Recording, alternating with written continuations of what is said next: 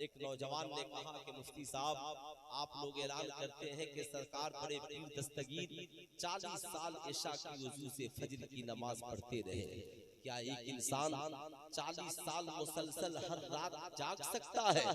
मैंने कहा आपको इस बात पे ताज्जुब है कि सरकार बड़े पीर दस्तगीर रात भर नहीं जाग सकते? अगर आपको यकीन नहीं है, ये तो अपने अपने इश्क की बात है, ये अपनी अपनी मोहब्बत की बात है, ये अपने अपने ज़र्फ की बात है। आपको आजमाना हो तो इस दौर के किसी नौजवान लड़के लड़की को एक बेहतरीन महंगा मोबाइल सेट दे दीजिए, साहब जाकर उससे फजर में मुलाकात कीजिए, पूरी रात उसे नींद नहीं आई होगी। ताज्जुब की बात है, अगर एक नौजवान को शैतानी इश्क सवार हो जाए तो पूरी रात उसे मोबाइल फोन सोने नहीं दे। जो गौस फना फिर रसूल भी हो, फना फिल्लाह हो, हर लम्हा खुदा की मोहब्बत में मस्त रहता हो, भला उस गौस को कौन सुला सकता है? उस गौस आज़म को नींद कैसे आ सकती है? असल में हमने सिर्फ यही जाना है कि गौस आज़म ने मुर्गे को जिंदा कर दिया। हमने सिर्फ यही जाना है गौस आज़म ने डूबी हुई कश्ती को निकाल दिया। लेकिन आप भूल जाते हैं, इन बुजुर्गों की जिंदगी का मकसद ये नहीं है। अल्लाह वालों की जिंदगी का मकसद सिर्फ एक है कि इस कौम की इस्लाह कैसे हो, ये कौम खुदा के हुजूर तक कैसे पहुँचे, हमारी कौम की बेटियों की जिंदगी में इनकलाब कैसे आए। आप बुरा न मानिएगा साहब, आज हमारे यहाँ उर्स के तकरीबों की कमी नहीं है, लेकिन क्या वजह है? आज मैं आपसे पूछना चाहता हूँ, आज मज़ारों पर चादरें खूब नजर आती हैं, मगर उसी मज़ार पर वो बेटियां जिनके सरों पे दुपट्टा नहीं, वो मज़ारों पे चादरें लेकर पहुँच रही है। मैं आपसे पूछना चाहता हूँ, क्या मज़ार शरीफ पे औरतों का जाना जायज है? आला हजरत अजीमुल बरकत से पूछा गया, फरमाते हैं मज़ार शरीफ पे जाने के बारे में पूछते हो, जब औरतें इरादा करके घर से निकलती हैं, जब तक वापस नहीं आ जाए अल्लाह और उसके फरिश्ते उस पे लानत भेजते हैं, सिवाय मुस्तफा जाने रहमत सल्लल्लाहु अलैहि वसल्लम के मज़ार अनवर के औरतों को किसी मज़ार पे जाने की इजाजत नहीं है। मगर आज हमारी कौम का नौजवान अपनी जवान बीवी को लेकर मज़ार पर, अपनी जवान बेटी को लेकर उर्स में, अपनी जवान बहू को लेकर उर्स में, यानी आप वही चाहते हैं जो गैर अपने मेलों में चाहते हैं। गैर भी चाहते हैं हमारे मेलों के हालात ऐसे हो जाए। याद रखिए, इनकी जिंदगी का मकसद मेला और झमेला नहीं। सरकार गौस फरमाते हैं कि बुजुर्गों की जिंदगी का मकसद एक है, ये चाहते हैं जहां समाज में बुराई हो वहां से इनके किरदार के जरिया बुराई का खात्मा हो जाए। इसलिए याद रखिएगा, आला हजरत अजीमुल बरकत फरमाते हैं मज़ार शरीफ पर एक चादर चढ़ाओ ताकि पता चले ये अल्लाह के वली की कब्र है। लेकिन आज मज़ार शरीफ एक और चादरें 1 लाख, चादरें 1 करोड़। जब चादरें इतनी ज्यादा चढ़ेंगी तो सिर्फ चादर और गागर का बाजार गर्म होगा। यही वजह है आप बुजुर्गों की जिंदगी का अध्ययन एवं मुताला करें। इन बुजुर्गों ने कभी चादर गागर को जिंदगी का मकसद नहीं बनाया। जहाँ कदम रखा वहीं पे कहीं मकतब कायम कर दिया, कहीं दारुल उलूम बना दिया, कहीं मस्जिद बना दी, कहीं मदरसा बना दिया, खानकाहें बाद में बनी और बुजुर्गों ने दरसगाहों का कयाम पहले किया है। आप मदीना शरीफ से लेकर दुनिया में जितनी खानकाहें हैं आप उनकी तारीखों को उठाकर पढ़े। मस्जिद नबवी बाद में बनी है, सुफा जैसा भारत नहीं बल्कि दुनिया का इस्लामिक अजीम यूनिवर्सिटी पहले बना है। आप गौसे आजम की जिंदगी देखें, खानकाह का वजूद बाद में है, दरसगाहें निजामिया का वजूद पहले है। ख्वाजा गरीब नवाज की जिंदगी देखे, खानकाह का वजूद बाद में है और दरसगाह का वजूद पहले है। आला हजरत की जिंदगी, हाफिज़ मिल्लत की जिंदगी, मुजाहिद मिल्लत की जिंदगी, भागलपुर में खानकाह शहबाजिया को उठाकर देखे, खानकाह का वजूद बाद में है और वहाँ पे दरसगाह का वजूद पहले है। इसलिए कि ये अल्लाह वाले जान रहे थे, अगर हमने दरसगाहों को छोड़कर सिर्फ मज़ारों की तामीर की और सिर्फ चादरें चढ़ती रही तो चादर बेचने वालों की तादाद ज्यादा हो जाएगी, कागर वालों की और मोमबत्ती अगरबत्ती वालों की तादाद ज्यादा हो जाएगी। हमें बेचना और खरीदो फरोख्त का धंधा नहीं बनाना है, बल्कि दरसगाहें कायम करके कौम को आलिम बना कर देना है, हाफिज बना कर देना है, कारी बना कर कर देना है, ताकि मुसलमानों में पढ़ा लिखा एक अजीम तबका पैदा हो, ताकि मज़ारों पे चादरें नहीं बल्कि मज़ारों पे जब लोग हाजिर हो तो बुजुर्गों के किरदारों कैरेक्टर को सीखते हुए नजर आए। इसलिए कि जब मदरसे कायम होंगे, बच्चे आलिम बनेंगे, हाफिज बनेंगे, तो खानकाहों की भी हिफाजत करेंगे और चादरों की भी हिफाजत करेंगे। आज हम जिस समाज में जीवित और जिंदा है, लोग कहते हैं मज़ारों पर हमारी, हम तो मज़ारों पे हाजिर होते हैं मगर हमारी मिन्नतें पूरी नहीं होती, हमारा काम नहीं बनता। मैं पूछना चाहता हूँ, क्या अल्लाह के वली इस बात से खुश होते हैं कि तुम मज़ारों पे अपनी जवान हसीनों जमील बेटियों को लेकर के जाओ, उन्हें साहब बाजार और मेलों की जीनत बनाओ? नहीं साहब, वो खुश नहीं होते। लेकिन हम तो वो काम करते हैं जिससे अल्लाह वाले नाराज होते हैं।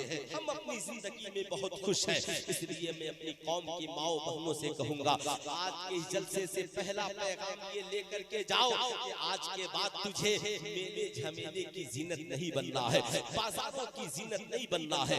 बड़ा अफसोस होता है जब हमारी कौम की बेटियां नकाब पहनकर गैरों के मेले की जीनत बनती हुई नजर आती है। गैरों के मेले और झमेले में खड़े खड़े गुलगप्पा, पेप्सी, कोको कोला खाती पीती नजर आती है। क्या तुम समझती हो यही तुम्हारी जिंदगी का मकसद है? इस्लाम तुझे ऐसा नहीं है कि तुझे घूमने की इजाजत नहीं देता, मगर गैरों के मेले में नहीं, कहीं मेले और झमेले की इज्जत, मेले और झमेले की जीनत बनने की इजाजत नहीं देता। इस्लाम कहता है तुझे घूमना है ना तो अपने शौहर के साथ जा, अपने बाप के साथ जा, अपने भाई के साथ जा, उनके साथ जा जिससे तेरा निकाह हराम है। याद रखना, ताकि जब तू जाए घर से निकले ना, तेरा बाप तुझे पाकीज़ा जगह लेकर जाएगा, नेक जगह पे लेकर के जाएगा। इस्लाम की शहजादियों याद रखना, आज बड़ा अफसोस होता है जब हमारी बेटियां गैरों के माज़अल्लाह धार्मिक स्थल के मेलों की जीनत बनती है। मैं पूछना चाहता हूँ, क्या बताओ तुम नकाब पहनकर गैरों के मेलों में जाती हो और खड़े खड़े खाती पीती हो, तो इससे सिर्फ तेरा ही कैरेक्टर बदनाम होता है या इससे पूरा इस्लाम बदनाम होता है? इसलिए मेरी कौम की बेटियों याद रखना, पर्दे का असल मकसद नकाब पहनना नहीं, पर्दे का असल मकसद आंखें भी बाहया हो जाएं और दिल भी बाहया हो जाए। वरना याद रखना, ये मैट्रिक की डिग्रियां, ये इंटर की डिग्रियां, ये बीए की डिग्रियां और ये एमए की डिग्रियां, ये सारी डिप्लोमा और डिग्रियां एक तरफ, और अल हयाउ शुअबतुम मिनल ईमान, हया ईमान का हिस्सा है। ये डिग्री एक तरफ, ये डिग्री एक तरफ। आखिर हमारी कौम की बेटियां बाहया कब बनेंगी? इनकी जिंदगी में इनकलाब कब आएगा? हमारी कौम के नौजवान कब बेदार होंगे? हम कब सोचेंगे कि वक्त की जरूरत क्या है? जाहिर सी बात है, आज हम साहब जिस समाज में जिंदा हैं, कभी हमारे दानिश्वरों को इस बात की फिक्र नहीं होती कि हम साहब बैठकर, दानिश्वर का मतलब आलिम तबका ही नहीं है, आलिम भी उसमें शामिल है, डॉक्टर भी उसमें शामिल है, इंजीनियर भी उसमें शामिल है। याद रखिएगा, जैसी जरूरत पड़ी है वैसे वैसे साहब मुसलमानों को डेवलप किया गया है। हमारे बुजुर्गों ने नौजवानों की तरबियत की है। आप सुल्तान सलाहुद्दीन अय्यूबी की जिंदगी पढ़े, सरकार गौसे आजम की दुआएं पढ़े, हमारे बुजुर्गों की ज़बान पढ़े। साहब जितने बुजुर्गाने दीन इंडिया में इस्लाम फैलाने के लिए आए, बताएं उनकी जबान क्या थी? कोई अरबी जबान का मालिक था, कोई फारसी जबान का मालिक था। यहाँ के लोग अरबी और फारसी नहीं जानते थे, तो उन बुजुर्गों ने इन लोगों तक इस्लाम पहुंचाने के लिए उर्दू जबान को वजूद बख्शा। इसलिए जहाँ पे लोग उर्दू नहीं जानते, हमारी जरूरत है हम इंग्लिश जबान में इस्लाम पहुंचाएं। साहब उनकी जो जबान है उस जबान में हम उन तक लेकर के इस्लाम पहुंचे। लेकिन आज मैं आपसे पूछना चाहता हूँ, ईमानदारी से बताइए, सीने पे हाथ रख करके बताइए, हमने साहब मज़ारों पे चादरें बहुत चढ़ा ली, हमने उर्स की तकरीबें बहुत कर ली। आप बताएं, हम सब उर्स मनाने वाले हैं। गौसे आजम का उर्स हम मनाते हैं, ख्वाजा गरीब नवाज का उर्स हम मनाते हैं, आला हजरत का उर्स हम मनाते हैं, मखदूम अशरफ का उर्स हम मनाते हैं, गौसे बंगाला का उर्स हम मनाते हैं। हमने उर्स की तकरीबें बहुत की, उर्स हमने बहुत मनाए। कभी उर्स वाले को भी मनाया? कभी उर्स वाले को भी मनाने की फिक्र की है कि हम जिनके मजार पे जा रहे हैं वो हमसे राजी हो जाए। हम जिस खानका से मुरीद हैं उस खानका के बुजुर्गाने दीन हमसे राजी हो जाए।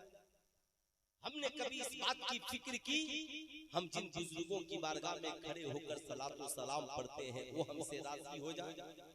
हमने कभी इसकी फिक्र नहीं की। हमने कभी इसके बारे में नहीं सोचा कि वो हमसे राजी कैसे होंगे, उन्हें राजी करने के लिए क्या करना होगा। जाहिर सी बात है अल्लामा सैयद अतीकुर रहमान साहब किबला को राजी करना हो, आप कहेंगे उनकी पसंद का काम करो ताकि वो राजी हो जाए। माँ को राजी करना है, माँ की पसंद का काम करो। बाप को राजी करना है, बाप की पसंद का काम करो। साहब किसी शख्स को राजी करना है तो उसकी पसंद का काम करो। मैं कहता हूँ गौसे आजम को राजी करना है तो फिर गौसे आजम की पसंद का काम करना होगा। ख्वाजा गरीब नवाज को राजी करना है तो ख्वाजा गरीब नवाज के पसंद का काम करना होगा।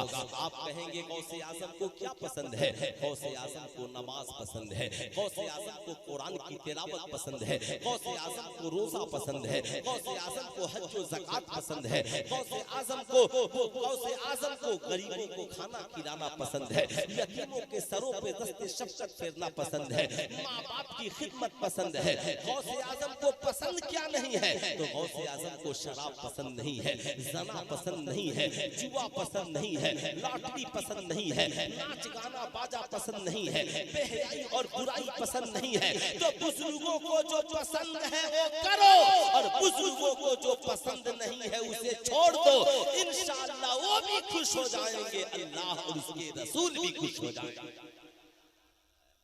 लेकिन हमने साहब कभी इसके बारे में कहा, कभी हम इसकी फिक्र करते कहाँ हैं? आज हमारी कौम की बेटियां कहती हैं मौलाना हमारा जिस्म हमारी मर्जी, हम जो चाहे करें, आपको क्या प्रॉब्लम है? यही हमारी कौम का नौजवान भी कहता है हमारा जिस्म हमारी मर्जी, हम किसी मौलवी साहब के कहने पे जिंदगी गुजारेंगे। नौजवान लड़के लड़की बनने के लिए परेशान है और लड़कियां मर्द बनने के लिए परेशान है। ताज्जुब की बात है, लड़के हाथ में कड़ा, कान में बाली, नाक में नथिया, गले में लॉकेट पहनकर घूम रहे हैं और लड़कियां हाथ में रबर पहन करके और जींस पैंट टी शर्ट और बूट सूट लगा करके सड़कों पे घूम रही है। लड़कियां कहती हम लड़का बन के दम लेंगे और लड़के कहते हैं हम लड़कियां बनकर दम लेंगे। इस्लाम कहता है नहीं, मर्द के लिए औरत बनना दुरुस्त नहीं है और औरत के लिए मर्द बनना दुरुस्त नहीं है। इस्लाम ने एक दायरा मुकद्दर किया है, याद रखिएगा। आज मैं आपसे पूछना चाहता हूँ, हमारी कौम की बहुत सारी बेटियां यहाँ पे बैठी हैं, आप जरा सा सीने पे हाथ रख करके बताएं दुनिया की सबसे अच्छी औरत कौन है? दुनिया की सबसे अच्छी औरत कौन है? याद रखें, भारत की सबसे पढ़ी लिखी महिला का नाम इंदिरा गांधी, भारत की पहली महिला प्रधानमंत्री थी, लंदन की यूनिवर्सिटी में पढ़ती थी, चाचा नेहरू की बेटी थी। वहाँ पे औरतों के हवाले से एक सेमिनार हुआ, उन्होंने अपने बाबूजी को खत लिखा, बाबूजी दुनिया की सबसे कामयाब औरत का नाम बताइए। यहाँ से चाचा नेहरू ने बड़ी चिंतन मंथन के बाद जवाब लिखा, बेटी इंदिरा, दुनिया की औरतें तो बहुत हैं, मैंने बहुत सारी औरतों की जिंदगी का अध्ययन एवं मुताला किया, मगर दुनिया की सबसे कामयाब औरत एक है और उस औरत का नाम सैयदा फातिमतुज़ ज़हरा। सुभान अल्लाह, सैयदा फातिमतुज़ ज़हरा। इंदिरा गांधी ने उधर से जवाब लिखा, बाबूजी उनकी जिंदगी तो बड़ी कम थी, बड़ी मुख्तसर थी, मगर वो दुनिया की सबसे कामयाब तरीन औरत कैसे हो गई? चाचा नेहरू ने जवाब लिखा, बेटी तुझे पता नहीं है, एक औरत की 3 जिंदगी होती है। सबसे पहले किसी की बेटी होती है, उसके बाद किसी की बीवी होती है, फिर किसी की माँ होती है। हर बाप को एक कामयाब बेटी की जरूरत है जो बाप की इज्जत और आबरू का ख्याल रखे। हर शौहर को एक कामयाब बीवी की जरूरत है जो शौहर की इज्जत और आबरू और उसकी औलादों का ख्याल रखे। हर औलाद को एक नेक माँ की जरूरत है। मैंने दुनिया में बेटियां बहुत देखी, मगर रसूलुल्लाह की बेटी से अच्छी किसी की बेटी नहीं देखी है।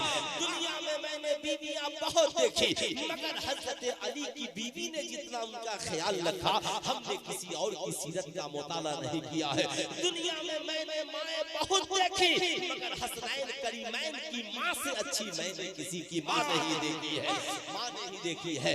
आज हमारी कौम की बेटियां समझती हैं शायद सेल्फी लेने वाली लड़की ही सबसे हसीन और जमील है, महंगे मेकअप करने वाली, महंगे लिबास पहनने वाली, टिकटॉक पे डांस करने वाली, शॉर्ट वीडियो बना करके भारत नहीं दुनिया में अपना पोज जमा करने वाली लड़की सबसे कामयाब और दुनिया की सबसे बेहतरीन औरत है। मैं कहूँगा ये अंधी तकलीद है, ये तुम्हारी अंधी सोच है, यही फिक्र ने तुम्हें आवारा बना दिया, तुम्हारी गोद को आवारा बना दिया, तुम्हारे महलों को आवारा बना दिया, तुम्हारी फिक्रों को आवारा बना दिया, तुम्हारी नस्लों को आवारा बना दिया। याद रखिएगा मेरी तकरीर एक तहरीक के तहत होती है। मैं कभी इसलिए तकरीर नहीं करता कि आप खूब नारे लगाएंगे और खूब मेरी तकरीर जमेगी, मैं कभी ये सोचकर नहीं करता, ना ही मैं आपसे कभी कहूंगा कि आप खूब जमकर सुभान अल्लाह कहिए। लेकिन ये बेचारे को देखिए मजार की चादर बांधा हुआ है ना, कान में मोबाइल लगाया है,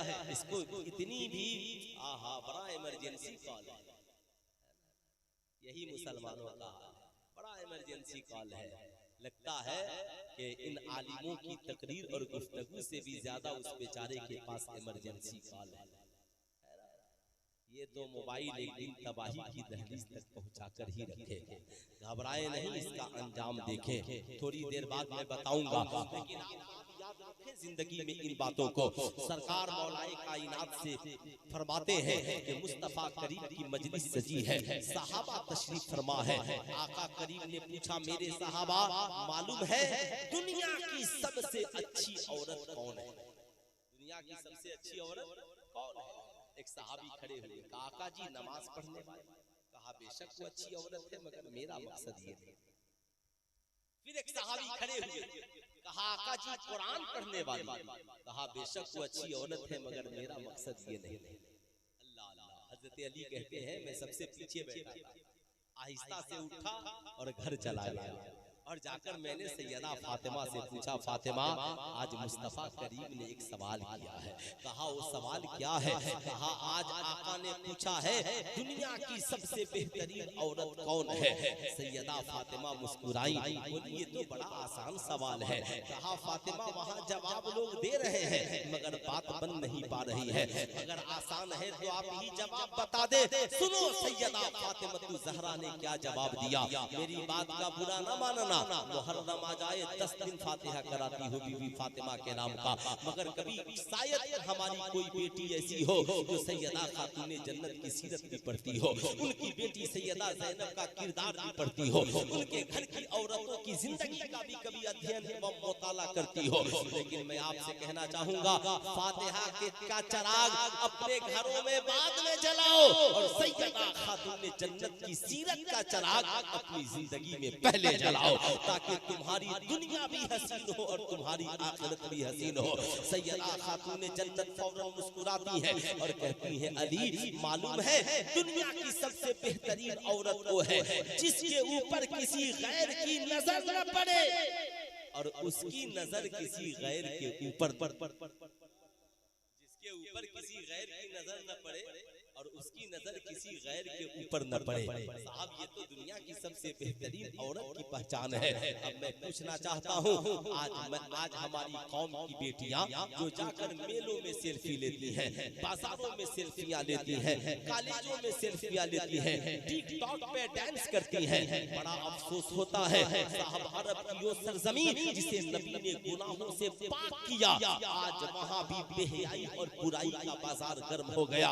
वो बेटियां जब नकाब पहनती थी तो उन्हें बापर्दा समझा जाता था, आज नकाब पहनकर डांस करने वाली बेटियां नजर आ रही है, आज जुब्बा पहनकर डांस करने वाले अरब के नौजवान नजर आ रहे हैं। ऐ मेरी कौम की बेटियों याद रखना इस्लाम इस बात की इजाजत नहीं देता तेरा हुस्न कोई गैर देखे, तेरी जवानी कोई गैर देखे, तू किसी गैर की निगाहों की जीनत बन जाए। तेरा सजना संवरना तेरे शौहर के लिए है, तेरा सजना संवरना तेरे शौहर के लिए है, तेरी आराइश और ज़ेबाइश तेरे शौहर के लिए है। इसलिए इन बातों को याद रखना, जिंदगी में याद रखना इन बातों को। जब माँ इतनी नेक होना जिसके ऊपर किसी गैर की नजर न पड़े और उसकी नजर किसी गैर के ऊपर न पड़े, तो जमाना उस औरत को सैयदा फातिमा उम्मुल खैर कहता है। हाँ हाँ साहब, हाँ हाँ, ये वही सैयदा फातिमा उम्मुल खैर है जिनकी निगाहें गैर पे न पड़ी और गैर की निगाहें उनके ऊपर न पड़ी, तो अल्लाह ने उस पाकीज़ा गोद में पीरे पीरा मीरे मीरा हज़रत शेख अब्दुल कादिर महिउद्दीन जैसे बेटे को पैदा किया। बेटे को पैदा किया। आज हमारी माए बहनें सोचती है ना कि जाने दीजिए बेटा बड़ा होगा तो तावीज लिखवा लेंगे, बेटा बड़ा होगा तो साहब ताबीज़ें लिखवा लेंगे। मेरी बात का बुरा न मानिएगा, ताबीज़ों का फायदा होता है, बुजुर्गों की दुआओं का फायदा होता है, मगर ये इंसाफ नहीं है। माँ नमाजी न बने और सिर्फ ताबीज़ से काम चलाए, बाप नमाजी न बने और सिर्फ ताबीज़ से काम चलाए। आज हमारा नफ्स इतना मोटा हो गया कि साहब हम अपने नफ्स के तकब्बुर में चले गए, नफ्स के बहकावे में चले गए। नफ्स का मामला समझते हैं ना, नहीं समझते तो याद रखिएगा, तलवार की जंग से भी बड़ी जंग नफ्स की जंग है। आज हमारी कौम की बेटियां अपने नफ्स से मुजाहिदा नहीं करती, आज अपने नफ्स को गुनाहों से नहीं रोक पाते। मगर आओ पीरे पीरा की जिंदगी देखो, मीरे मीरा की जिंदगी देखो।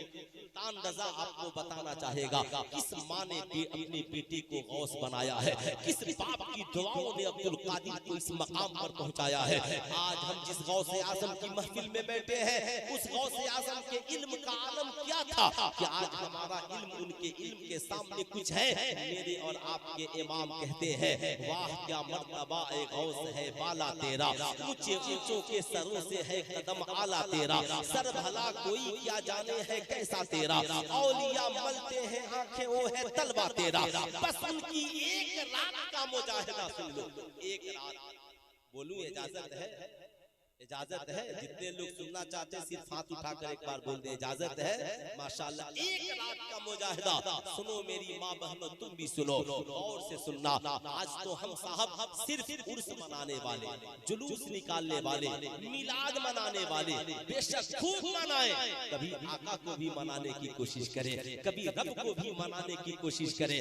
आज ये सीरत आपको कौन सिखाएगा, ये कौन बताएगा? ये जल से इसीलिए होते हैं ताकि यहाँ से आपकी जिंदगी में इनकलाब आए। सरकार बड़े पीर दस्तगीर फरमाते हैं, एक रात में इशा की नमाज पढ़कर बैठा, मेरे नफ्स ने कहा अब्दुल कादिर खाकर थोड़ी देर आराम कर ले, फिर खुदा की इबादत करना। कहते हैं जो ही मेरे नफ्स ने कहा, मैंने अपने नफ्स को डांटा, खबरदार अब्दुल कादिर को तू सुलाना चाहता, अब्दुल कादिर को तू सुलाना चाहता है, अब्दुल कादिर को तू सुलाना चाहता है। अल्लाह अल्लाह साहब ये कौन है? सरकार बड़े पीर दस्तगीर कहते हैं, मैंने खाना हटा दिया और मैंने अपने नफ्स से कहा खबरदार अब्दुल कादिर को धोखे में न डालना। सरकार बड़े पीर दस्तगीर कहते हैं, मैं फौरन एक पांव पे खड़ा हुआ और पूरी रात कुरान पढ़ता रहा, यहाँ तक के फज्र की आज़ान हुई तो मैंने एक खत्म कुरान मुकम्मल कर लिया। सुभान अल्लाह। आपसे कहना चाहेगा, मैं आपसे ये नहीं कहता कि आप भी एक पांव पे खड़े हो जाइए, मैं आपसे ये नहीं कहता आप भी एक रात में एक खत्म कुरान पढ़ लीजिए, मगर सुल्तान रज़ा आपसे इतनी तो उम्मीद जरूर कर सकता है। आज के जलसे से पैगाम लेकर जाओ, गौसे आज़म को ये किरदार कहाँ से मिला? उनके जद्दे आला से मिला है, मुस्तफा जाने रहमत से मिला है। हज़रत अली फरमाते हैं, मेरे ईमान लाने की वजह ये हुई कि मैं मुस्तफा करीम सल्लल्लाहु अलैहि वसल्लम की किफालत में था। एक रात बेदार हुआ, तन्हाई का आलम था, मेरी नजर पड़ी, मैंने क्या देखा? एक जानिब मुस्तफा जाने रहमत का मुसल्ला बिछा है और दूसरी जानिब उम्मुल मोमिनीन सैयदा खदीजतुल कुबरा का मुसल्ला बिछा है। क़याम भी हो रहा है, रुकू भी हो रहा है, सुजूद भी हो रहा है, साहब आका भी नमाज पढ़ रहे हैं और उम्मुल मोमिनीन सैयदा खदीजतुल कुबरा भी नमाज पढ़ रही नहीं है। अब हजरत अली कहते हैं इसी नमाज की बरकत ने मुझे साहबे ईमान बनाया, इसी नमाज की बरकत ने। अब आप बात सुन ली, अब जरा आपसे मैं कहूंगा आज के जलसे से आप भी अपने घर जाए ना तो अपनी बीवी से मुस्कुरा कर कहे बेगम हमने पूरी रातें कहाँ कहाँ गुजार दी, मैं चाहता हूँ कि आज की रात हम खाना खाकर सोएंगे, जो बेदार हो जाए वो दूसरे को जगा देगा। आज की रात मैं नबी की सुन्नत को जिंदा करूंगा और तुम उम्मुल मोमिनीन सैयदा खदीजतुल कुबरा की सुन्नत को जिंदा करना। आपकी बीवी कहेगी उनकी सुन्नत क्या है, कहा उनकी सुन्नत ये है जमाना सो जाए तो मुसल्ला बिछाकर खुदा की बारगाह में हाजिर हो जाना, खुदा की बारगाह में हाजिर हो जाना। अल्लाह अल्लाह बीवियों से कभी नेकियों की गुफ्तगू भी करो। क्या यार हमेशा झगड़े में पड़े रहते हो, ड्यूटी से आए चाय अच्छी नहीं है, खाना अच्छा नहीं है, पानी बेहतर नहीं है, ये अच्छा नहीं है, बीवियां भी सिर्फ यही समझती है। माशाअल्लाह माशाअल्लाह। नारे रिसालत, उलमाए अहले सुन्नत, सनाखाने बारगाहे नबविया, माशाअल्लाह। अच्छा माशाअल्लाह माशाअल्लाह। हिंदुस्तान के इतने बड़े शायर, शायर इस्लाम अजमत रजा भागलपुरी तशरीफ ले आए, तकरीर करूं? अरे बोलिए आप लोग बोलिएगा तभी ना, और तकरीर करूंगे खत्म कर है ना। जरा दोनों हाथों को उठाकर बोले या रसूल अल्लाह, और जरा मोहब्बत से बोले या हबीब अल्लाह। अब जरा गौर से सुने साहब, यार दिन भर हम लफड़े की बात झगड़े की बात नहीं, घर जाओ ना मुस्कुराकर। सरकार फरमाते हैं तुम में का सबसे बेहतर इखलाक वाला वो है जिसका इखलाक उसके बीवी और बच्चों के साथ बेहतर हो, उसके बीवी और बच्चों के साथ अच्छा हो। इसलिए मैं आपसे कहूंगा ना अपनी बीवी से कहना अब साहब सो जाओ, नमाज पढ़ करके इशा की, खाना खाकर बीवी बेदार हो तुझे बेदार कर दे, तुम बेदार हो बीवी को जगा दो। कहो हम पूरी रात कुरान नहीं पढ़ सकते, हम पूरी रात इबादत नहीं कर सकते, मगर बावजूद हो जाओ हम 12 रकात न सही, 8 रकात न सही, 4 रकात न सही, 2 रकात न सही, यार कम से कम एक सजदा तो कर सकते हैं। सुनो फायदा क्या होगा, बीवी दुआ करे तो तुम आमीन कहो, तुम दुआ करो तो बीवी आमीन कहे, ये अल्लाह का करम होता है। याद रखना जब शौहर मोहम्मदुर रसूलुल्लाह हो और बीवी उम्मुल मोमिनीन सैयदा खदीजतुल कुबरा हो तो अल्लाह उनकी गोद में सैयदा फातिमतुल ज़हरा को पैदा करता है। जब बाबा मौला अली हो और मां सैयदा खातूने जन्नत हो और रात इबादत में गुजर जाती हो तो अल्लाह उनकी गोद में करबला में 72 जख्म खाकर खानदान कटाकर इस्लाम बचाने वाला सजदे की हालत में इमाम हुसैन जैसा अजीम बेटा पैदा फरमाता है। बीवी नेक हो, बाप नेक हो, कसम खुदा की जिंदगी में इनकलाब देखें। आज हमारे नौजवानों की सारी बातें साहब, सारी दौलतें लॉटरी के टिकट खरीदने में खर्च है। क्या आपको नहीं मालूम कि इस्लाम में लॉटरी खेलना हराम है? आज हमारे नौजवानों की पूरी रातें IPL में सट्टा खेलने में गुजर जा रही है। जब आपकी जिंदगी की कुछ रातें कुरान की तिलावत में नहीं गुजरेंगी तो औलादे नेक कैसे होंगी? आज हमारी कौम की बेटियां कहती हैं मौलाना हमारा जिस्म हमारी मर्जी, हम जो चाहे करें। सुल्तान रजा कहना चाहेगा जिन औरतों ने कहा ना हमारा जिस्म हमारी मर्जी, वो औरतें बेहयाई पे उतर गई, ना खुद संभल सकी ना अपनी औलादों को संभाल सकी। मैं तो कहता हूँ बड़ा नाज है तुझे अपने जिस्म पर ना, तो हर बच्चा दुनिया में आने से पहले 9 माह तेरे पेट में पलता है तेरी औकात तो एक ऐसे बच्चे को जन्म दे दे जो दुनिया में बाद में आए और पेट में ही कम से कम 1 से 100 तक गिनना सीख जाए। कहोगे मौलाना नहीं, बच्चे तो पैदा होने के बाद पढ़ते हैं। मैं कहूँगा हाँ याद रखना बच्चे पैदा होने के बाद पढ़ते हैं, मगर इस्लाम कहता है उतलुल इल्मा मिनल महद इलल लहद, इल्म हासिल करो माँ की गोद से लेकर कब्र की गोद तक। ये इस्लाम है। ये दुनिया की औरतें हैं जो कहती हैं मेरा जिस्म मेरी मर्जी, मैं नाचूं गाऊं बजाऊं दुपट्टा ओढ़ूं ना ओढ़ूं, वो औरतें न खुद बाहया होती ना औलादे बाहया होती। मगर जिस फातिमा उम्मुल खैर ने कहा था मौला जिंदगी मेरी है सीरत रसूलुल्लाह की बेटी की है, है, आंखें मेरी है, हया फातिमा ज़हरा की है, जिंदगी मेरी है, सीरत रसूलुल्लाह की बेटी की है। उस माँ ने अपने बेटे अब्दुल कादिर जिलानी को दुनिया में जन्म बाद में दिया है और पेट में ही 15 पारा का हाफिज़े कुरान बना दिया। ये किस माँ का इनकलाब था? ये किस माँ का इनकलाब था? क्या आज हमारी माँ इनकलाब नहीं ला सकती है? आज हमारे बच्चे जिंदगी में इनकलाब नहीं ला सकते हैं? आज हमारी कौम को किस बात की जरूरत है? आप ईमानदारी से बताइए। आज हम लोगों ने तालीम को खेल और खिलवाड़ बना दिया।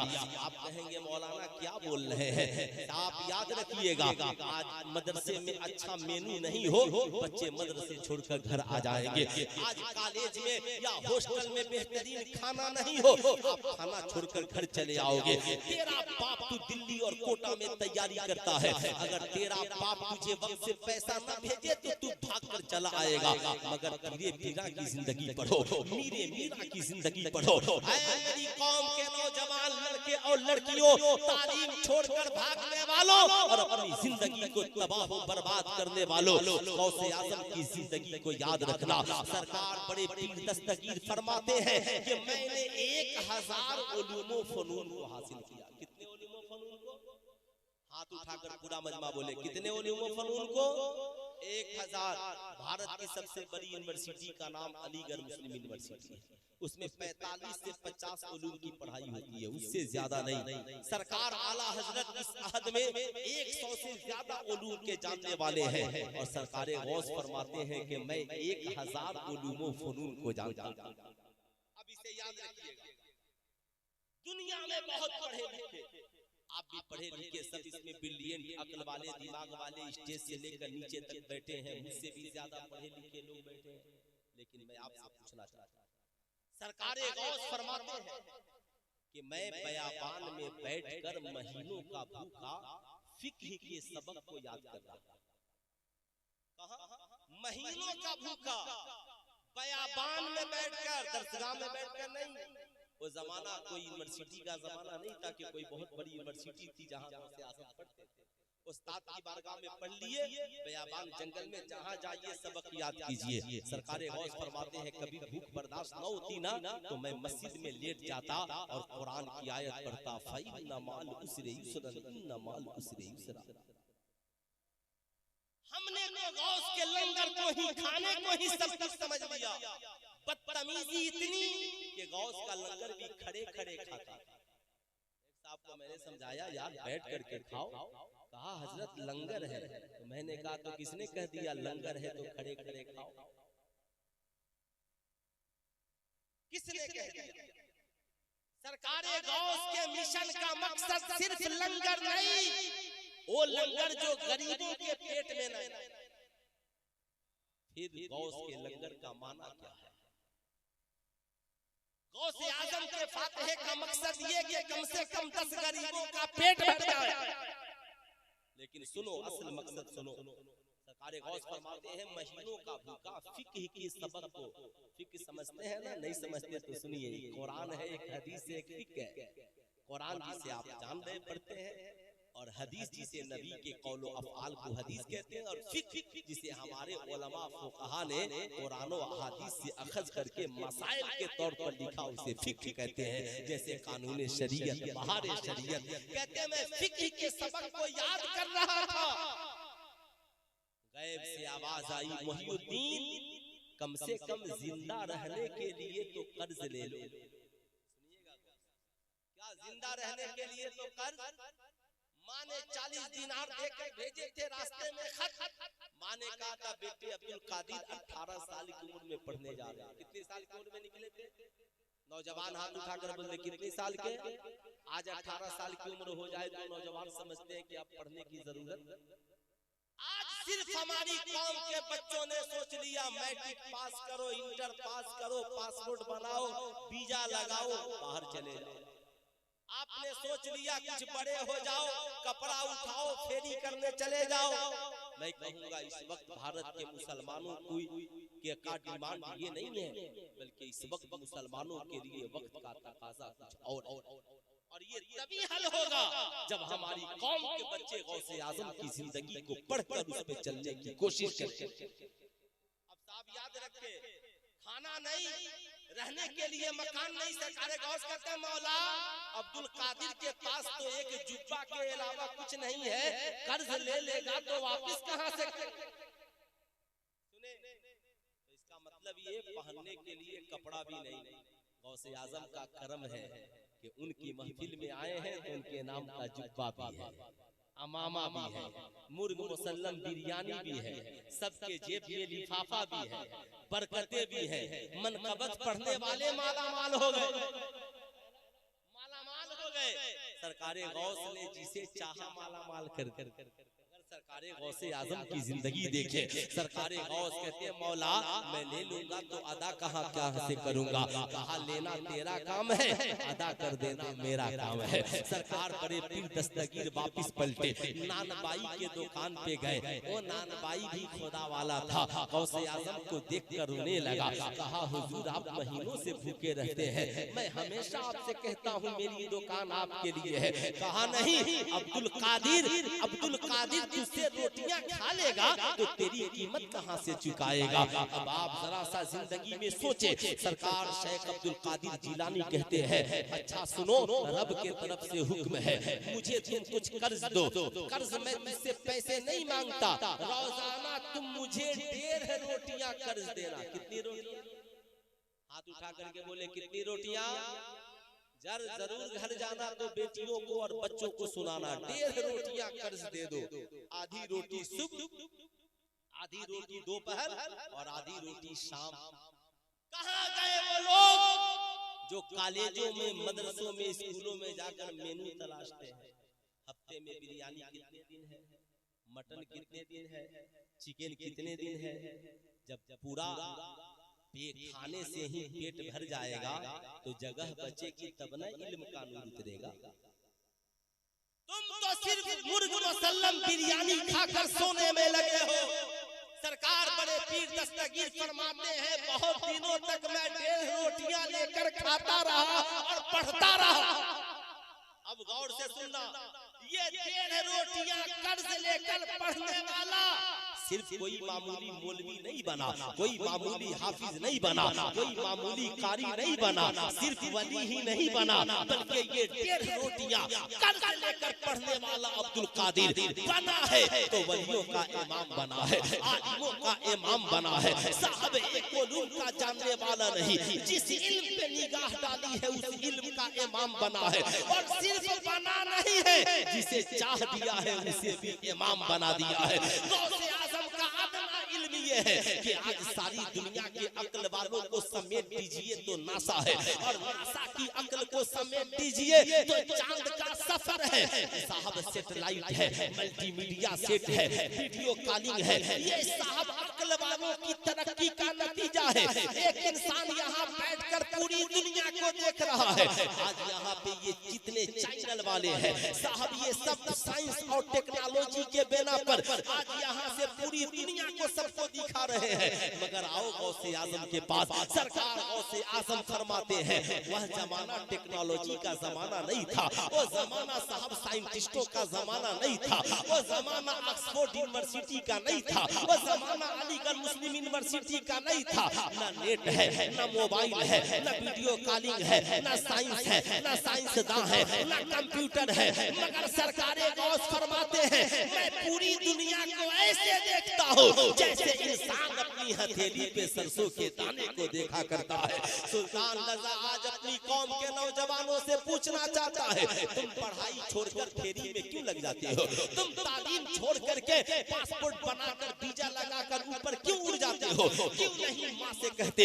गौसे आजम की माँ ने भी बड़ा सब्र किया है, गौसे आजम के घर वालों ने भी सब्र किया है।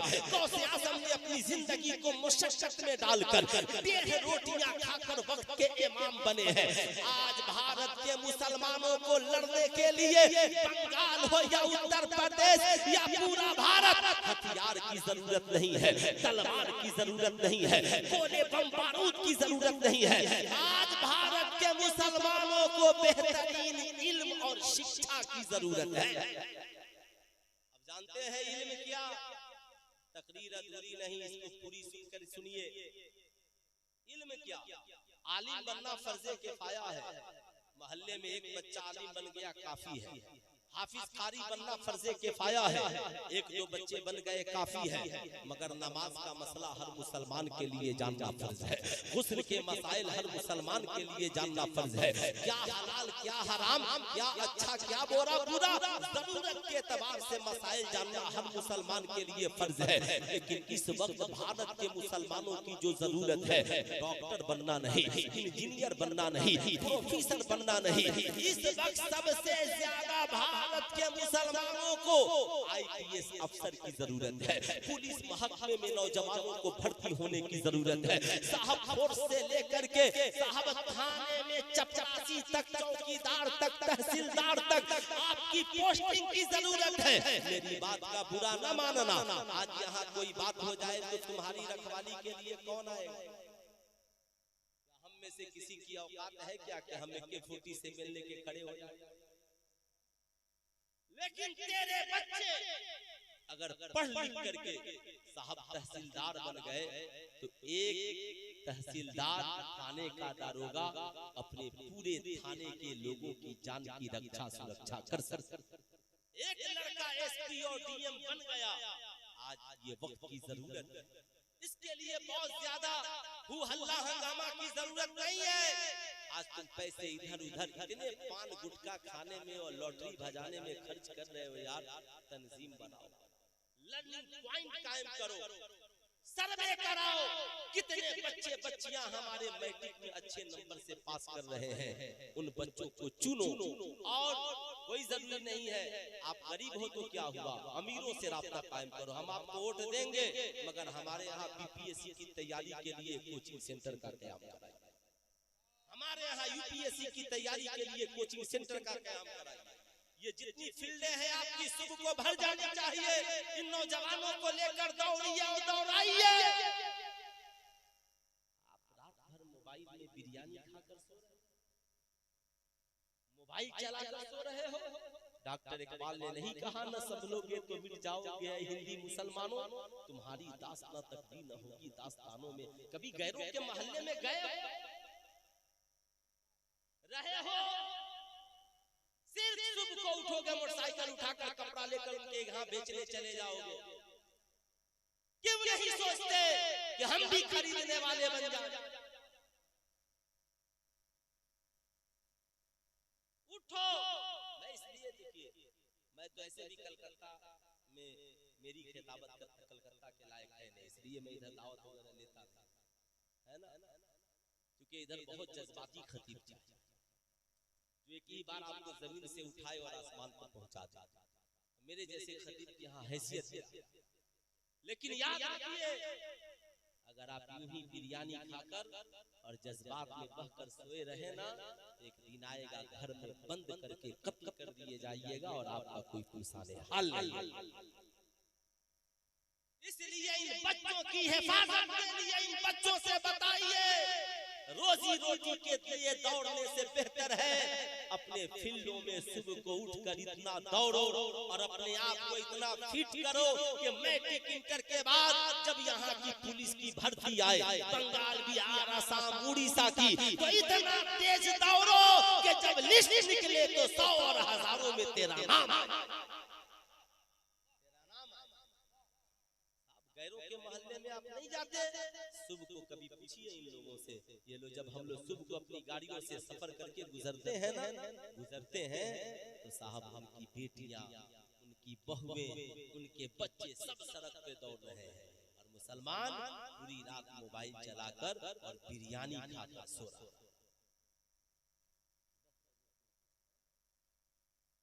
10 बजे कहते हो कामयाबी नहीं मिलती, तावीज लिख लीजिए, पूरा कुरान तुझको पहना दिया जाएगा। कभी कामयाबी नहीं मिलेगी जब तक कि तुम कोशिश नहीं करोगे, जब तक कि तुम अमल के मैदान में नहीं, जब तक कि अपने लिए तालीम का इंतजाम नहीं करोगे। आपके यहाँ बहुत सारे MP हैं, MLA हैं, आपके जो अमीर है ना, अमीर, इन अमीरों को पकड़िए, कहिए हमें ज़कात में, रमजान में हमें ज़कात नहीं चाहिए, आप अभी ये ज़कात दीजिए। अब अभी ज़कात दीजिए, और हमारे मोहल्ले में नहीं तो जिला लेवल पर कम से कम यूपीएससी बीपीएससी की तैयारी के लिए नीतीश कुमार की मेहरबानी है कि बिहार में उन्होंने हज भवन में यूपीएससी और बीपीएससी की तैयारी का इंतजाम किया, उसका रिजल्ट भी मिल रहा है, लेकिन वहाँ भी बच्चे तैयार नहीं है। मेरी ख्वाहिश है कि पूरे भारत के हर जिले में मुसलमानों का एक लर्निंग पॉइंट हो, जहाँ पे हमारे बच्चे और बच्चियां यूपीएससी और बीपीएससी की तैयारी याद रखिएगा। जिंदगी में अगर तालीम जरूरी नहीं है, ये आज का जाहिल पीर बैठकर मजार पर भांग पीने वाला, चरस अफीम पीने वाला, चरसी और गाजी और कव्वाली पे नाचने वाला पीर अगर कहता है तालीम की जरूरत नहीं है, तो मैं उससे पूछता हूँ गौसे आजम से क्यों नहीं पूछते? 18 साल की उम्र में घर छोड़कर निकले और उस वक्त तक नहीं लौटे जब तक कि उन्होंने पूरी तालीम हासिल नहीं की। मेरी बात आपको बुरी लग सकती है, लेकिन बुरी लग जाएगी तो क्या कीजिएगा? क्या आज बूढ़ी माएं नहीं रो रही है? बूढ़ा बाप नहीं रो रहा है? क्यों? बच्चों को मालूम ही नहीं कि मेरे माँ बाप का मेरे ऊपर क्या है, नहीं मालूम है।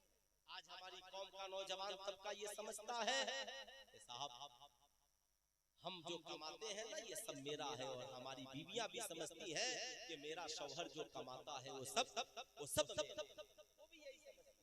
इसलिए मैं आपसे गुजारिश करूंगा, कितने नौजवान तैयार हैं इसके लिए काम करने के लिए? जरा हाथ उठाइए। सिर्फ नौजवानों से पूछता हूँ, कितने लोग तैयार हैं इस काम के लिए कि आपके यहाँ लर्निंग पॉइंट होना चाहिए? होना चाहिए कि नहीं होना चाहिए? आप लोग इसके लिए हजरत की क़यादत में मीटिंग कीजिए, कोशिश कीजिए। अगर आपने आज नहीं किया ना, मैं इसलिए बोल रहा हूँ कि मैं खुद सरकारी रोइएगा, कभी नहीं यकीन ना तो कोई मास्टर साहब आपके यहाँ कॉलेज में पढ़ाते हो तो उनसे पूछिएगा कि कॉलेज में मुस्लिम लड़कियां किसके बाइक पर बैठकर आती हैं? आज हमारी बेटियां मुर्तद हो रही हैं। आज इसकी सबसे बड़ी वजह क्या है? आज इसकी सबसे बड़ी वजह यह है कि हमने अपनी माओ, बहनों, बहू, बेटियों का ख्याल रखना छोड़ दिया।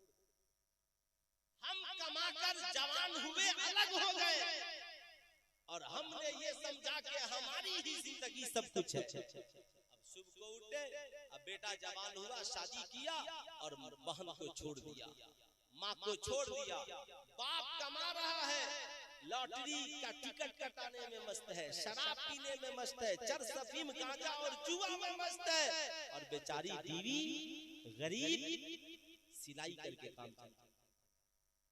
बेटी सिलाई करके जिंदगी गुजार रही है, उसके भी दिल में तमन्ना है, उसके भी दिल में ख्वाहिशें हैं।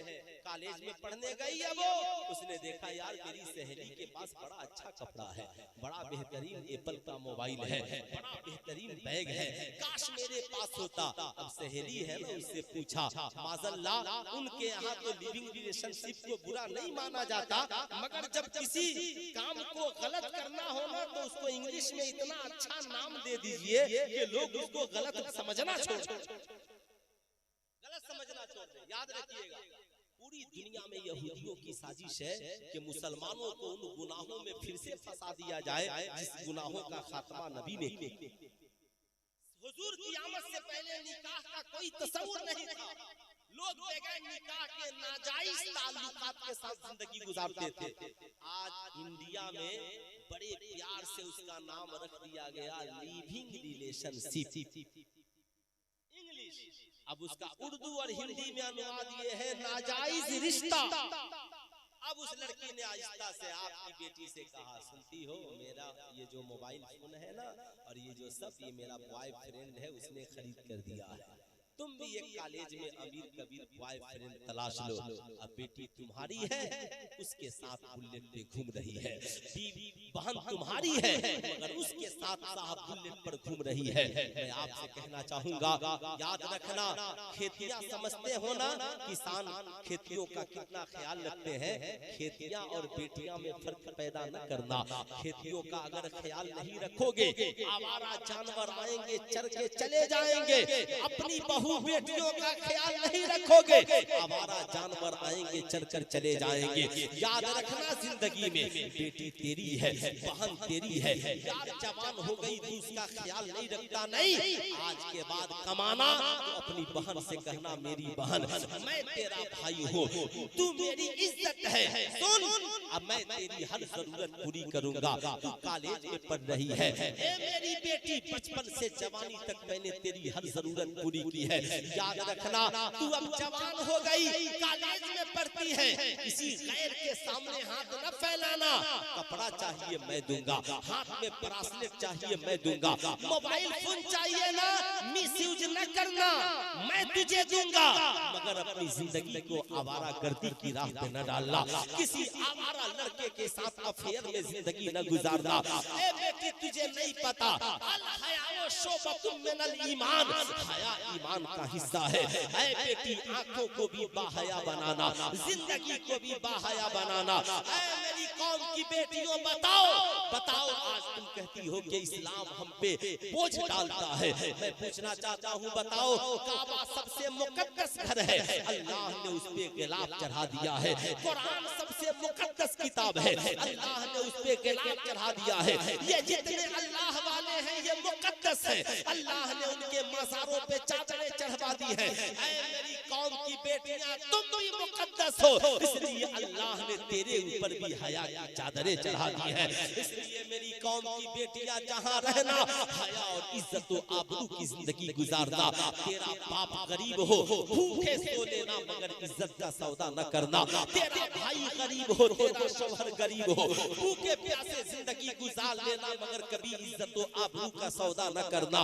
ऐ मेरी कौम की बेटियों याद रखना, एक बूढ़े बाप ने अपनी बेटी से कहा, मेरी बेटी मेरे पास जो जमीनों जायदाद है सब बेचकर तेरी ख्वाहिश पूरी करूंगा, मगर मेरी बेटी बासीरत बन करके रहना, कॉलेज जाना ना, नकाब पहन करके जाना, समाज की एक बावकार बेटी बनकर जिंदा रहना। बाप के मनाने पर वो बेटी चली गई। जब बेटी उधर से वापस आई, उसने रोते हुए बाप से कहा, मेरे बाप एक काम कर, या तो नकाब उतार दे या मुझे कॉलेज छोड़ा दे। उस बाप ने कहा, नहीं बेटी, न मैं तुझे तेरा रिश्ता इल्म से टूटने दूंगा, न तेरे जिस्म से नकाब उतरने दूंगा। ए बेटी, खैर तेरे फिक्र को बदलना चाहते हैं, बता बात क्या है। कहा, आज मेरी सहेलियां कह रही थी तुम ओल्ड मॉडल हो, पुराने ख्याल की लड़की हो, ये तुमने 5000 के सलवार सूट पर तूने नकाब पहन लिया, ये पुराने मॉडल की लड़कियों का ख्याल है। बूढ़े बाप ने कहा, बेटी टेंशन न ले, ये किरदार सैयदा खातून ने जन्नत की है, ये किरदार रसूलुल्लाह की बेटी की है। तू कॉलेज जाना और अपनी सहेलियों से कहना, मेरी सहेलियों मैं ओल्ड मॉडल हूँ, पुराने ख्याल की लड़की हूँ, मेरा जिस्म किसी को नहीं दिखता, मेरी जवानी किसी को नहीं देखती, मेरे जिस्म के आज़ा किसी को नजर नहीं आते, मेरी सिर्फ आंखें नजर आती हैं। सुन, ये जीन्स फाड़ कर अपना हुस्न गैरों को दिखाना, ये न्यू फैशन और न्यू मॉडल तुझे मुबारक हो। और फटे हुए दुपट्टे में 72 पैबंद लगाकर अपने जुल्फों की हिफाजत करना, सैयदा खातूने जन्नत की सुन्नत हमें मुबारक। नारे तकबीर, नारे रिसालत, जश्न गौसे आज़म, मसलके आला हज़रत अल्लामा मुफ्ती सुल्तान रज़ा साहब क़िबला। माशाअल्लाह माशाअल्लाह। इसलिए मैं अपनी कौम की बेटियों से कहूंगा, ऐ मेरी कौम की बेटियों, बाप की इज्जत तेरे कदमों में है, खानदान की इज्जत तेरे कदमों में है, तू मेरे घर की इज्जत है, तेरी इज्जत में मेरी इज्जत है। इसलिए याद रखना, कभी उन लड़कियों की तरह टिकटॉक पे डांस करने वाली न बनना।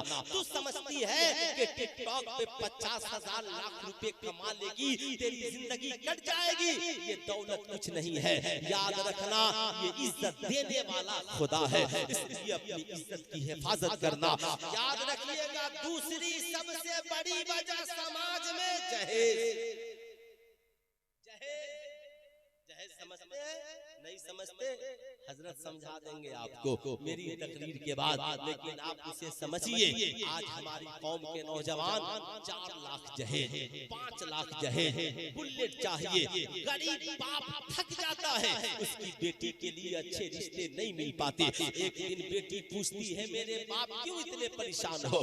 अब वो बाप कहता है बेटी तेरे लिए रिश्ता तलाश रहा हो, लड़के वालों का इतना डिमांड है ना कि मैं परेशान हूँ, क्या करूँ? बेटी गुस्से में कहती है मेरे बाप फिक्र न कर, मैं कोई जाहिल नहीं हूँ, मैं कमा भी सकती हूँ और अपनी शादी खुद कर सकती हूँ। ये हमारी ये जहेज के लालची भेड़ियों के अपराध का नतीजा है। याद रखिएगा नतीजा क्या निकला। अब वो बेटी घर से निकल गई, 2-4 हजार 5,000 लगाकर कंप्यूटर सीखा, प्राइवेट किसी अस्पताल में किसी जॉब में जाकर लग गई। बगल वाले ने पूछा कहो तुम्हारे मजहब में तो निकलने की ज्यादा इजाजत नहीं, तुम यहाँ कैसे आ गई? अब वो कहती है क्या करूँ, बाप गरीब है, माँ गरीब है, मैं गरीब परिवार से बिलोंग करती हूँ, मैं बाप की गरीबी को मिटाने के लिए कमाने चली आई, मेरे बाप के पास इतना पैसा नहीं तो मेरा रिश्ता कर सके। अब वो गैर काफिल लड़का कहता है टेंशन मत ले, वो तेरे मजहब का लड़का है, आज से मैं हूँ ना, आज से मैं तेरा ख्याल करूंगा। ऑफिस से निकलता है, बुलेट पे बैठा कर घर पहुँचाता है, उसकी माँ बीमार पड़े पैसा लगा कर इलाज कराता है, इतना प्यार देता है। इस्लाम ने तो तुझे कहा कि पड़ोसी बीमार पड़े तो ख्याल रखना, कोई गरीब बीमार पड़ जाए तो इयादत के लिए चले जाना, लेकिन हमारे अंदर ये किरदार नहीं है। हम तो पड़ोसियों से झगड़े से फुर्सत नहीं है, भाई बहन और रिश्तेदारों से रिश्ता तोड़ने से फुर्सत नहीं है, लेकिन गैर रिश्ता जोड़ रहे हैं। अब उसने इतना रिश्ता जोड़ा, उसकी माँ कहने लगी मुसलमानों से तो अच्छा यही है। वो कहने लगी अरे मौलाना खामोश रहिए, आप लोगों की तकरीर का क्या असर होगा? आज तक जहेज मांगना बंद नहीं हुआ। नतीजा ये निकला कि अब उस लड़के ने इसे फंसाया, फंसा करके शादी भी कर ली, बाल बच्चे भी हुए, बाद में 35 टुकड़े करके दिल्ली के गटर में डाल दिया। साहब उसकी जिंदगी तबाह बर्बाद हो गई। आज मैं पूछना चाहता हूँ मेरी कौम के नौजवानों, बताओ जहेज की लानत की वजह से जो बेटियां मुर्तद हो रही है उसका जिम्मेदार कौन है? हम जिम्मेदार है, आप जिम्मेदार है, ये नौजवान जिम्मेदार है। आप कहेंगे मौलाना कैसे? आला हजरत से किसी ने पूछा हुजूर बताइए उस महफिल में जाना कैसा जहाँ पे गुनाह का काम होता हो? आला हजरत फरमाते हैं अगर अल्लाह ने तुझे ताकत दी है तुम गुनाह बंद करा सकते हो तो जरूर जाकर गुनाह बंद करा देना, नहीं तो जाने की इजाजत नहीं है। बताओ इस्लाम में जहेज मांगना हलाल है या हराम है? हाथ उठाकर पूरा मजमा बोले जहेज मांगना हराम है, नाच गाना बाजा हराम है, डीजे पे नाचना और नचवाना हराम है। मगर बुरा मत मानिएगा, आपका भाई जहेज मांगता रहा, आप बारात गए कि नहीं गए? आपका चचा जहेज मांगता रहा, आप लोग बारात गए कि नहीं गए? मिलाद के बाद आपके मोहल्ले में डीजे पे नौजवान छोकरे नाचते रहे, लौंडे लौंडिया, आप उसकी शादी में गए कि नहीं गए?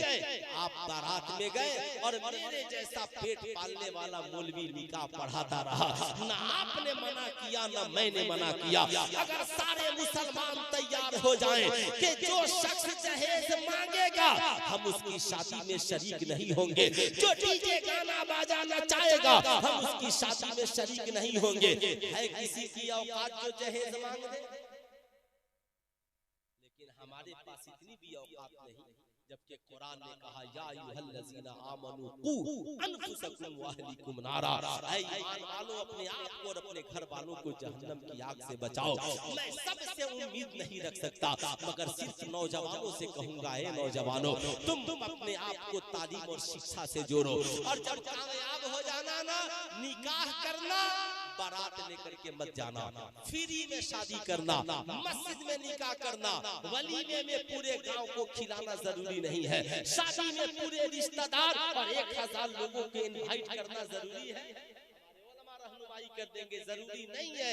अपनी हैसियत के मुताबिक चंद अफराद को बुलाकर निकाह करना, एक प्याले दूध से वलीमा कर लेना, जैसे नबी ने उम्मुल मोमिनीन सैयदा आयशा सिद्दीका की रुखसती के बाद किया, और समाज को मैसेज देना, हम जहेज मांगकर गरीब बेटियों को मुर्तद बनाना नहीं चाहते, बल्कि जहेज का बाइकाट करके गरीब बेटियों को समाज में इज्जत देना चाहते हैं। तो कितने नौजवान ऐसा करना चाहते हैं? कितने नौजवान?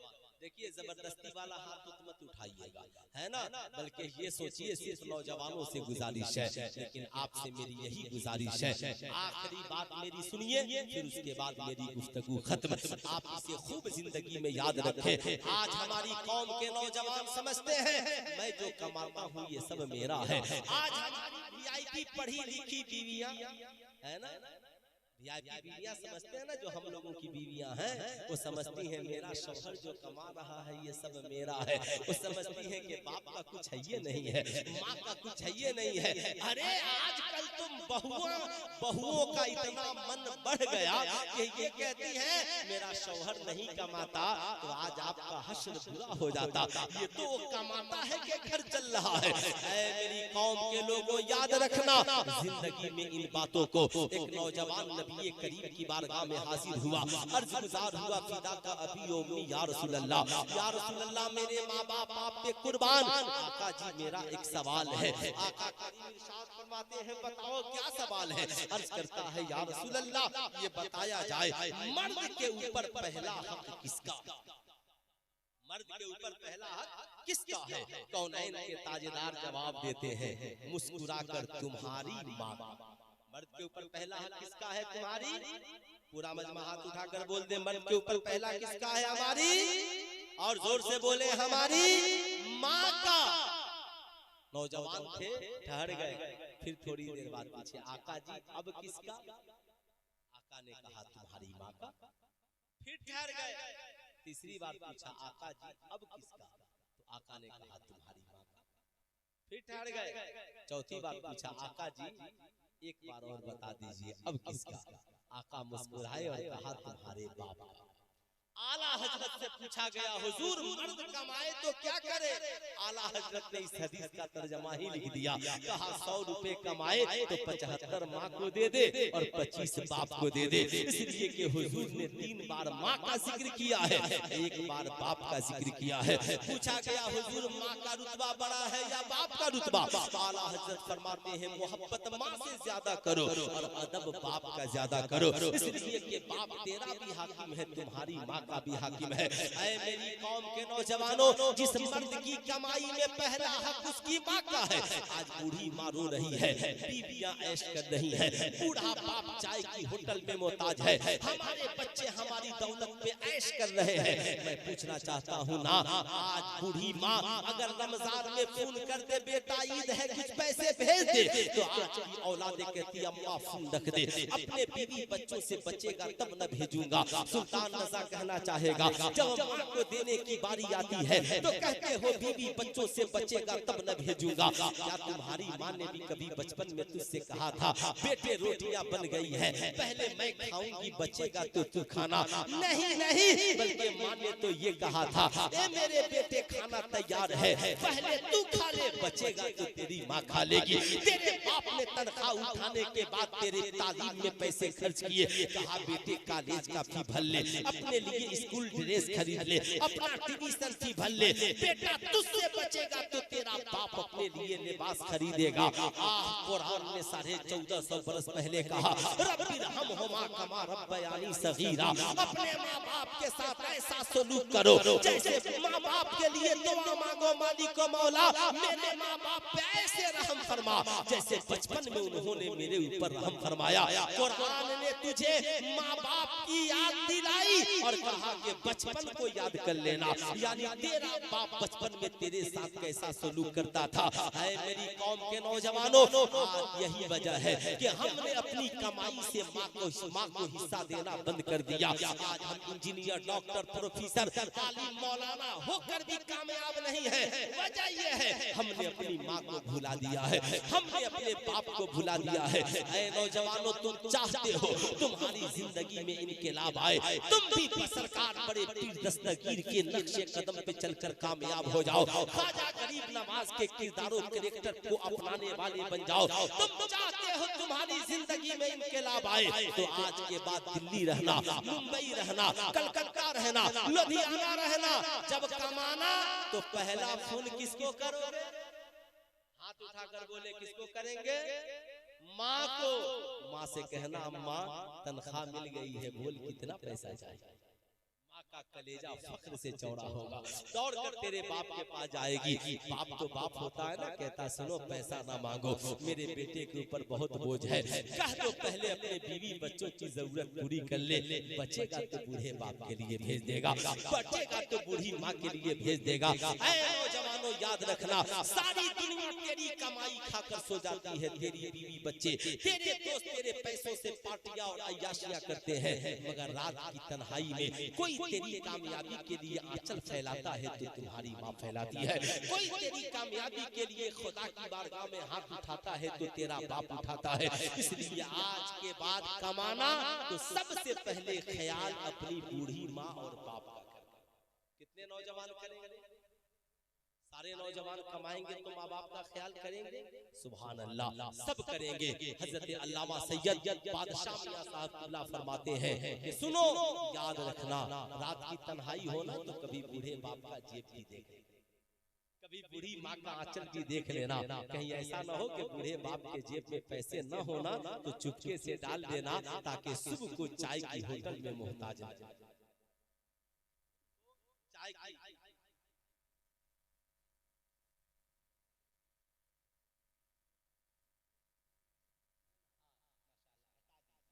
हराम है इस्लाम में। माशाअल्लाह, अल्लाह ने आपकी हाजिरी को कबूल किया। माशाअल्लाह, माशाअल्लाह। सुन ले साहब जिंदगी में एक बात को, ये इनकी मोहब्बत ये दौड़ कर आ गए। साहब याद रखें, बूढ़ी माँ है ना, आंचल देख लो, पैसे नहीं हो ना तो बांध दो, कहीं सुबह को तेरे बच्चे ही दादी से कहेंगे जरा दादी एक टॉफी खरीद दे, तो तेरी बीवी के सामने तेरी माँ को हाथ ना फैलाना पड़े।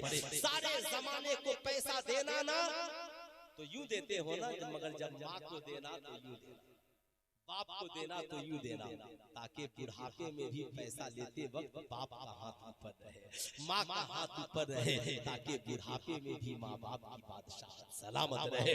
याद रखिए, अगर हमने कमाकर माँ बहन बहू बेटियों का ख्याल नहीं रखा तो फिर हमारी माँ बहन बहू बेटियों की जिंदगी का रखवाली कौन करेगा? इसलिए कमाइए, माँ का ख्याल, बीवी का ख्याल, बहन का ख्याल, बेटी का ख्याल, गरीब का ख्याल। और आखिरी बात सुनिए, हम लोग उर्स मनाते हैं, सुभान अल्लाह, मगर आज के बाद उर्स भी मनाइए, उर्स मनाइएगा। गौसे आजम एक रात यहाँ हजरत शेर शाह, अगर सिर्फ उर्स मनाइएगा ना तो हुजूर एक रात याद आएंगे। दो किस्म के लोग हैं, एक वो जो सिर्फ नमाज पढ़ते हैं, वलियों को नहीं मानते, एक वो जो वलियों को मानते हैं मगर नमाज, समझ रहे हैं ना, नहीं पढ़ते। और हम लोग जो है दोनों हैं, नमाज भी पढ़ते हैं और वलियों को भी मानते हैं। दोनों गलती पर है। नमाज पढ़े वली को न माने ये भी गलत, और वलियों को माने नमाज न पढ़े ये भी गलत। एक अल्लाह का वली दिखाओ जो नमाज न पढ़ता, एक अल्लाह का वली दिखाओ। इसलिए मस्जिद हरम हो, मस्जिद नबी हो, मस्जिद अक्सा हो, एक मस्जिद ऐसी लाओ जहां नमाज हो और वलियों की याद नहीं हो। आप कहेंगे मौलाना कैसे, हर नमाज में तहियात पढ़ते हैं कि नहीं पढ़ते हैं? और जब तहियात पढ़ते हैं तो कंपलसरी है, पढ़ना ही पड़ेगा। सलामुन अला इबादिल्लाहि सालिहीन, ऐ अल्लाह के नेक बंदो आप पर सलाम हो। अब मुझे ठहर कर कहने दो, अल्लाह को वलियों का सलाम इतना पसंद है, इतना पसंद कि दुनिया में कोई भी नमाज पढ़े, जब जब नमाज पढ़ेगा सजदा भी होगा, क़याम भी होगा, क़ुऊद भी होगा, रुकू भी होगा, सुजूद भी होगा, नबी और आले नबी पे दरूद भी होगा, और अल्लाह के नेक बंदों पे सलाम भी होगा। इसलिए याद रखना, आप ओरिजिनल हुसैनी और गौसे आजम के मानने वाले और हजरत शेर शाह के मानने वाले तभी बनोगे जब आपकी जिंदगी में उनका किरदार आ जाए, उनका कैरेक्टर आ जाए। इसलिए आज के बाद घर जाना, बीवी से कहना नमाजी बन जाओ, बच्चों से कहना नमाजी बन जाओ, बेटों से कहना नमाजी बन जाओ, तुम भी नमाजी बन जाओ। क्यों कहना बेटी, याद रखना, अगर हम सिर्फ उर्स मनाएंगे हजरत शेर शाह एक रात याद आएंगे, और अगर हम नमाजी बन गए फजर पढ़ेंगे हजरत याद आएंगे, ज़ुहर पढ़ेंगे हजरत याद आएंगे, असर मगरिब इशा पढ़ेंगे हजरत याद आएंगे। जब जब नमाज होगी खुदा भी याद आएगा, मुस्तफा भी याद आएंगे, आले नबी भी याद आएंगे, और जितने अल्लाह के नेक बंदे हैं सबकी याद आती रहे। इसलिए चादरें चढ़ाने वाला भी बनिए, नमाजें पढ़ने वाला भी बनिए। और इस वक्त जो भारत में हर मुसलमान की जरूरत है, सारा काम छोड़कर सरकारी महकमे में जाने की तैयारी अगर आपने नहीं की और अपने बच्चों को मजबूत नहीं किया, आप एजुकेशन पॉइंट में मजबूत नहीं हुए, तो याद रखिएगा इस्लाम में नमाज, रोजा, हज, ज़कात बाद में फर्ज है। तलबुल इल्म फरीज़तुन अला कुल्लि मुस्लिमिन व मुस्लिमा, इल्म हासिल करना हर मुसलमान मर्द औरत पर पहले फर्ज है। याद रखिएगा जिंदगी में बच्चा बालिग होगा तब नमाज पढ़ेगा, मगर बात इल्म की आई तो नबी ने कहा इल्म हासिल करो माँ की गोद से लेकर कब्र की गोद तक। इंशाअल्लाह पढ़िए भी, पढ़ाइए भी, माँ बाप का अदब व एहतराम कीजिए। दुनिया का सबसे कामयाब इंसान वो है, कुरान ने कहा क़द अफ़लहा मन तज़क्का, तहकीक के जिसने अपने आप को गुनाहों से साफ और सुथरा कर लिया।